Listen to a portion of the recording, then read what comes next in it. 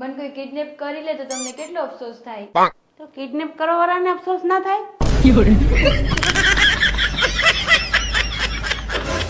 Mummy, લગન પહેલા તમે અમને કેમ ના કીધું કે તમારો છોકરો દારૂ પીવે છે? તમે લોકોએ ક્યાં કીધું કે તું લોહી પીવે છે?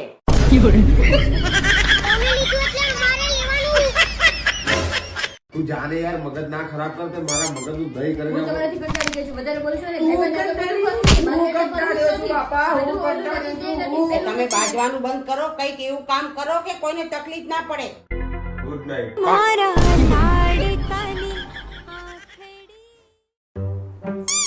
મમ્મી, હું માર્કેટ જાઉં છું. કૂતરા માટે ખાવાનું પતી ગયું છે તો લેતી આવું. રહેવા દે ને બેટા, તારું બનાવેલું અમે ખાઈ લે તો કૂતરા તો ખાઈ જ લેવાના ને. અને જાને યાર અરે આવું શું કરે યાર હવે છોડ ને હવે ગુસ્સો યાર હવે નખરા મેલ ને યાર એ મમ્મી આ છોકરીઓને મનાવી અમુક વાર આટલી અઘરી કેમ હોય કારણ કે અમુક વાર એમને જ ખબર ના હોય કે એમનું મૂળ ઠેકાણે કેમ નથી.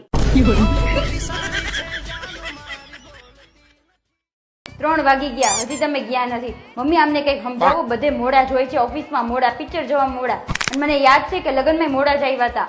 વધારે લગ્નમાં મોડું પડવાની જરૂર હતું.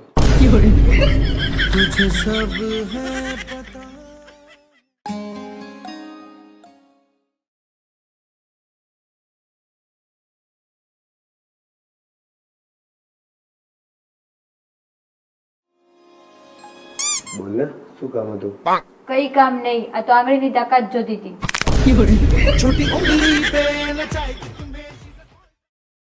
મમ્મી, તમારા છોકરામાં એક તો સારી વાત છે હો કે કોઈ ખરાબ માણસ કે ખરાબ વસ્તુ હોય ને તો એમાંથી કંઈક સારું કાઢીને એની પ્રશંસા તો કરી જ લે.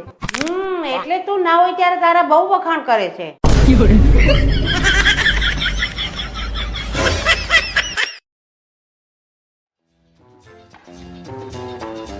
તમારો બર્થડે આવે છે, બોલો તમે શું ગિફ્ટ આપું?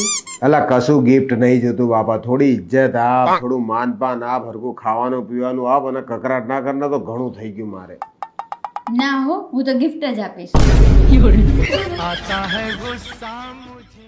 એટલે આમ ના હોય યાર થોડું માણસ ના મેળમાં હોય ક્યાંકની તૈયાર થાય પણ શું છે જલ્દી ચાલ ને ક્યાંક જવાનું તો ટાઈમે જવાનું હોય હાલ ને ભાઈ ખોટી બૂમો ના પાડશો.